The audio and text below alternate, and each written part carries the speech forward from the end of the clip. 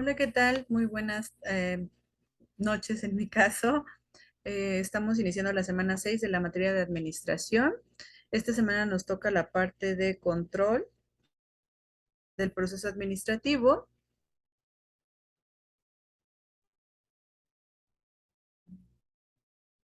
Vamos a iniciar, eh, la unidad de dirección. Son dos temas, prácticamente dos temas que hay que tratar. Esta parte de la dirección del proceso administrativo es la parte ya práctica, por decirlo así, del proceso administrativo. Las dos primeras etapas fueron como más el plan, los objetivos, todo sobre papel, cómo lo voy a hacer y demás. Y en esta parte ya viene la parte de ejecución, por decirlo así, que de hecho Fayol lo menciona que él lo considera la parte de ejecución. Esta es la parte ya las últimas de que es la dirección y el control. Es la parte como dinámica y la práctica de todo lo que planeaste y en las dos anteriores. Entonces, pues es aquí donde ves todos esos puntos que has eh, pensado en que, cómo analizaste en caso de una toma de decisión o las tomas de decisiones, aquí es donde ya se ve reflejado. Tenemos que la dirección como etapa del proceso administrativo, vista como el proceso, es no como el nivel administrativo, se refiere a dirigir a los empleados para que realicen sus actividades adecuadamente, dirige sus acciones, el cumplimiento de los objetivos, estrategias y se apoya de las políticas y procedimientos. Esto de los programas trazados con anterioridad en los programas anteriores. Dentro del proceso administrativo, podemos ver que está en la tercera parte que orienta la labor del personal hacia el logro de los objetivos de la organización, de la comunicación, la motivación y el liderazgo, que son unos puntos o partes del proceso de dirección que vamos a ver más adelante. Tenemos la parte del comportamiento individual y de grupo y prácticamente qué se hace es verificar que se haga, que se realice la actividad.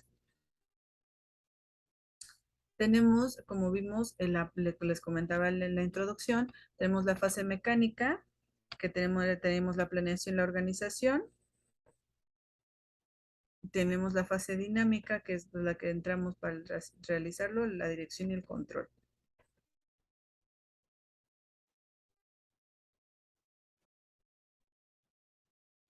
Observamos que es muy común que en la empresa se tenga políticas para mantener el orden y la limpieza dentro de las instalaciones, así como la de los trabajadores, en caso de que no se obedece, cualquier estrategia deja de ser eficaz.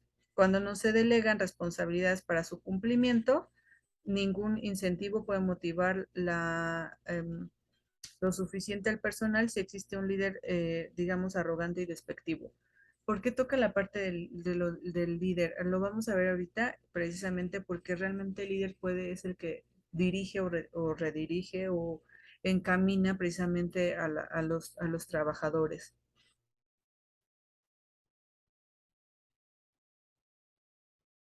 Observamos precisamente a veces que en las micros y pequeñas empresas ni siquiera se toman la molestia de hacer a veces una planeación y organización de sus actividades. Ojo, no todas, pero tienden a hacer más este tipo de organizaciones o de organizaciones de emprendimiento porque obviamente tu punto de partida es querer ofrecer un servicio o ofrecer un producto para obtener una ganancia a veces, ¿no? O planeas a lo mejor cómo vas a llegar, tus canales de distribución y demás, pero hay ciertas cosas administrativas que a veces se pasa de largo. Entre ellas precisamente son um, la planeación y la organización de las actividades.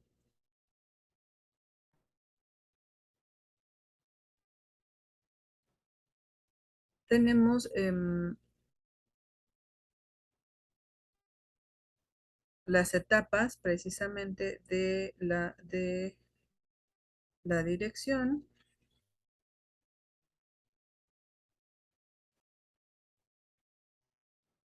Hablamos que el control del personal y su estabilidad en el trabajo recaen directamente en la dirección. Entonces, podemos decir que la empresa utiliza recursos humanos, financieros y materiales. Entonces, la dirección ocupa precisamente a los recursos humanos para el óptimo desempeño de los trabajadores y es responsable de esta área de la dirección. Cabe mencionar que dependiendo del nivel administrativo son los métodos y técnicas de coordinación, control de los trabajadores, es decir, el director de la empresa mide el avance de los programas de los gerentes a través de una reunión periódica, puede ser semanal, que a veces inclusive te dices, ¿por qué volvemos a tener reuniones? Por todo, ¿no? A veces cuando se hacen todo tipo de reuniones constantemente. Es aquí precisamente cuando se hacen. La, mm,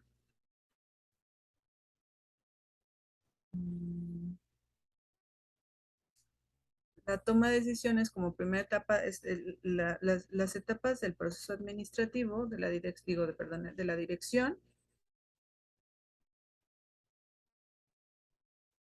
son toma de decisiones, supervisión, motivación, liderazgo, comunicación, delegación y autoridad.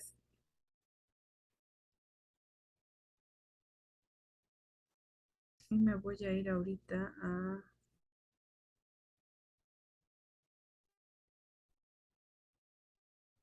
la responsabilidad de la motivación del personal corresponde a la dirección del nivel intermedio o administrativo de la empresa. Gerencia ve la motivación del personal. Hablamos cómo se etapa en el contenido estamos viendo las etapas, pero a continuación les voy a mostrar algunas con las que nos vamos a basar, por favor. Eh, Sin embargo, tenemos también que es complemento de estas, hay que también aclararlo. Entonces, Hidalberto Chavenato menciona que las necesidades humanas motivan el comportamiento humano y producen patrones de comportamiento y que existen tres premisas relacionadas entre sí para explicar el comportamiento humano. Que el comportamiento humano tiene causas, el comportamiento humano tiene que ser motivado y el tercero es que está orientado hacia los motivos personales. Siempre, obviamente, tener una motivación personal se va relacionado con la motivación laboral. En un enfoque práctico, la gerencia lleva a cabo el siguiente proceso: analiza a los empleados, aplica incentivos y mide el desempeño. Esa es la parte de como etapa, la motivación.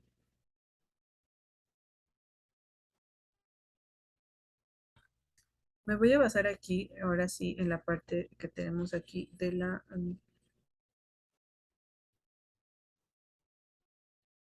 dirección administrativa. Estamos hablando que está muy emparentada con el control y la retroalimentación dentro del proceso administrativo, por lo ya lo he mencionado, y tenemos aquí las etapas de la dirección administrativa. La primera que tenemos es la toma de decisiones, que es prácticamente ante algún tipo de imprevisto, situación retadora o evaluación de la organización, se impone la necesidad de una toma eficiente de decisiones, la cual pasa a su vez por determinadas etapas. La toma de decisiones es etapa de la dirección administrativa, pero la toma de decisiones a su vez tenemos ciertos puntos para que se lleve a cabo, la cual la primera es definir el problema, que es comprender la situación de los retos y surgidos, así como los objetivos que se persiguen. La segunda es evaluar las alternativas, que todo problema puede abordarse desde distintos puntos de vista y se pueden resolver o enfrentar de diferentes formas. La última es la toma de decisiones. La tercera, que finalmente a veces apoyados por herramientas, se, se, des- deberemos descartar por alguna opción, descartar opciones precisamente y aplicar de manera específica, que hay que tomar siempre en cuenta que todas las decisiones llevan a una consecuencia, a veces positivas y negativas, y hay que tener en mente que las que deben de pesar más son las positivas. La siguiente etapa de la dirección es la integración, que en esta etapa implica la disposición de los elementos y los recursos necesarios para ejecutar la decisión previamente tomada a través de las diversas estrategias que son las siguientes. Esta está conformada la integración por tres, que es reclutamiento, capacitación y renovación. El reclutamiento es el reemplazo del capital humano con el personal necesario para llevar a cabo las labores. Hay que tener un buen departamento de reclutamiento y selección del personal, porque de esto deriva que el trabajador dure en su puesto de trabajo y realice las actividades que van a ayudar a la empresa a cumplir los objetivos. Hay que saber hacer un buen análisis de la persona que se contrata o la persona que recluta, debe estar preparada y tener ese tipo de conocimientos, en los estudios, inclusive conocer bien los estudios psicológicos, conocer bien el puesto que se va a realizar, ¿no? Que debe de estar enterada de esta parte.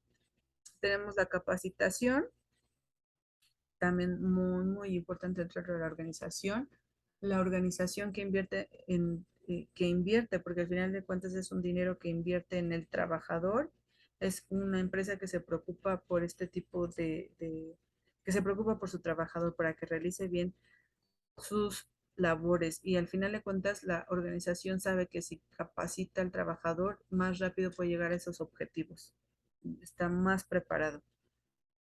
La renovación, que es la parte de la adquisición de materiales y equipos, de herramientas, en caso de ya físicas para poder realizar estas labores.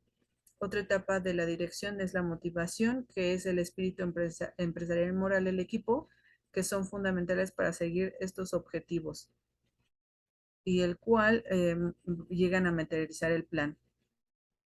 Hay que hacer diferentes dinámicas de motivación para que los trabajadores se pongan en sí la camiseta y entonces defiendan y no sé si la palabra defender es la correcta, pero que realmente te sientas que perteneces a esa organización, te sientas a gusto, te sientas motivado para realizar tu trabajo de la mejor manera.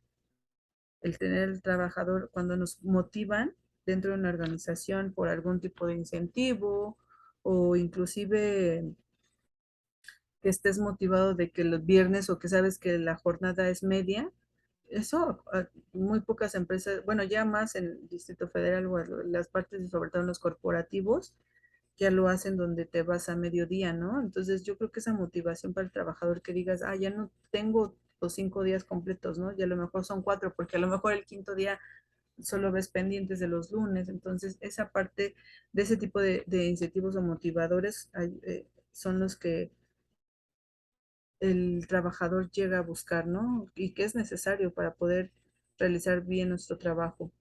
La comunicación, que está emparentada con la motivación, que debe de fluir en todas las direcciones, en cada momento. Y debe tener concordancia con las decisiones iniciales que se tomaron de cada segmento. Hay que considerar también que debe de ser una comunicación coherente y bien establecida, porque cuando hay sobrecomunicación, tú sabes que eso a veces nos confunde, nos desorienta y entonces ya demasiada comunicación dices, hago esto, no hago esto. Entonces hay que tener también esa parte, pero siempre debe de fluir. También vemos que a veces no es así, ¿no? Y esto aplica para todo tipo de organización, ¿eh? A veces no fluye de la manera correcta. Liderazgo y supervisión, que no solo se debe tomar decisiones y velar porque se implementen correctamente, sino que también se debe mantener abierta un canal de retroalimentación y control.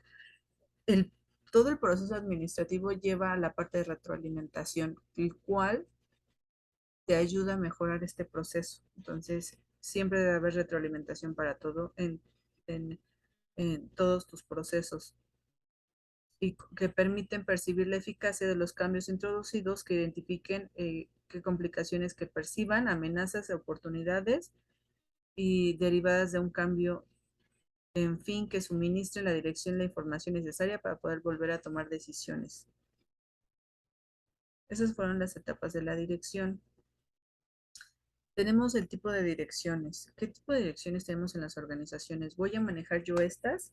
En esta parte, algunos autores también, dependiendo, casi todas son resumidas a estos. Algunos agregan otro tipo o las llaman de otro nombre, como obviamente como va evolucionando la administración o los, eh, la época también se llaman de otro estilo, pero al final bueno, vamos a tomar estas. Tenemos la dirección autocrática, que es este tipo de autoridad o líder, que prácticamente toma sus decisiones sin consultar a nadie y lo determina porque prácticamente resumidas es porque yo lo digo, ¿no? Por lo que suele generar a veces de trabajo tensos y prácticamente como dictaduras en los que la disciplina y la inseguridad pueden ir de la mano. O sea, casi, casi como régimen, yo lo digo así, tú debes de venir así y no hay quien le diga que no precisamente al jefe, que efectivamente a veces este tipo de dirección te produce que te pongas tenso, que no lo disfrutes, que el decir tu opinión sabes que te puede causar algún tipo de problema.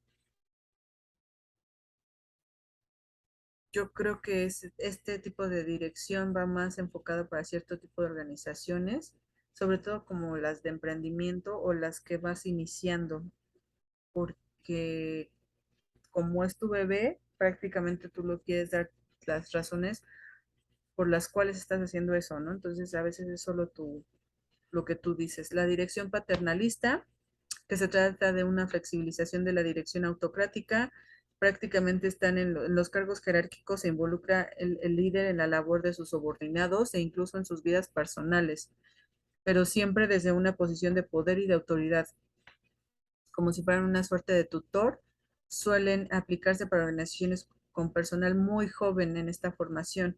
Ejemplos tenemos como las tipo de organizaciones de estas nuevas que están haciendo de tipo e-commerce, Amazon, Mercado Libre, toda la parte de sistemas de la informática, tal vez un Google, ese tipo que contratan a gente joven precisamente.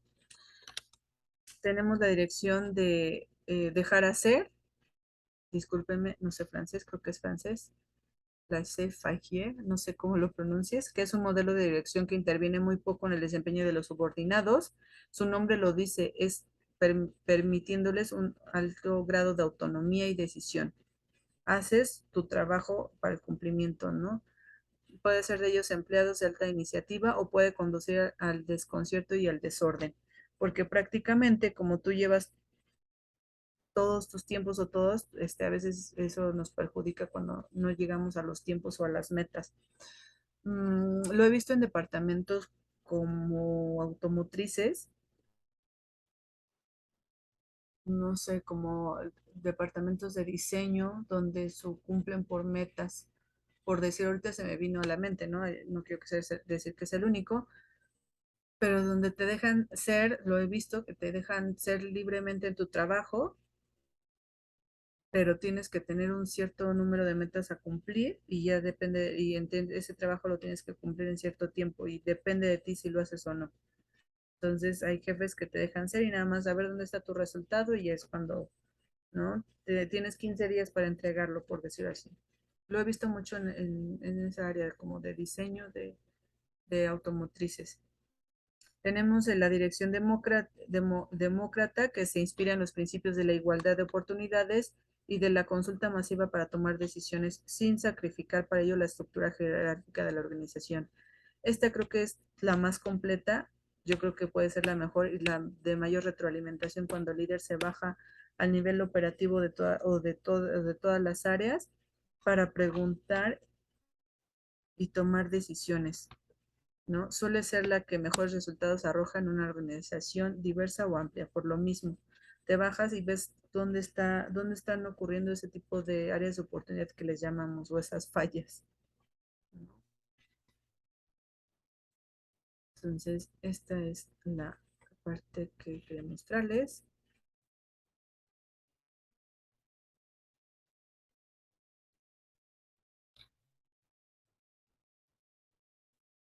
¿Qué pasa en la autoridad ahora en el siglo XXI? Pues digamos que las primeras empresas se crearon en un sistema económico más estático, con más globalización y prácticamente obliga a las empresas a tomar decisiones prácticas de forma instantánea en la que se suscita algún problema institucional. En las empresas que cotizan en la Bolsa Mexicana de Valores, si el gerente, nos da el ejemplo de que cuando el gerente busca al director, para preguntarle si compra una acción. En cuestión de segundos, obviamente, este tipo de acción baja o sube, depende. Entonces, del siglo XXI, la línea jerárquica de la autoridad a veces no resulta tan práctica como en las empresas del siglo pasado, que tradicionalmente está relacionada con la autoridad y el poder, y ambos son medios de influencia referida al comportamiento de un individuo que modifica los comportamientos y actitudes entre otro individuo, ¿no?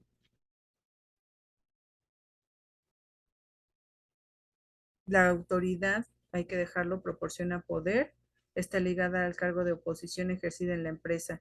A veces no todas las autoridades son las que no vemos toda una autoridad como, como el jefe. A veces la autoridad, o sea, sí sabes que es la autoridad, pero a veces una autoridad o un líder no tiene que tener una posición de jefe. A veces sigues al líder, a veces inclusive sigues más, por decir algo, a la persona que lleva muchos años en la empresa, ¿no? Que ya conoce todo el sistema. Mm,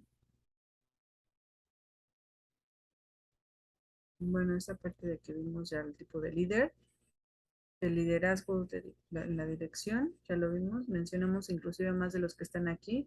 Hablamos aquí está mencionado el autocrático, que es sin participación del grupo, impositivo y dominante, el democrático, que es la división de tareas a cargo del grupo, es activo, consultivo y orientador, el cual yo creo que es el mejor, y el liberal, que es la participación mínima del líder, no valida y no regula, y es el dejar ser prácticamente. Lo podemos ver como el dejar ser que vimos anteriormente. Tenemos la parte de la supervisión, que pues es la función ejercida en el nivel operacional para revisar que se realicen sus actividades.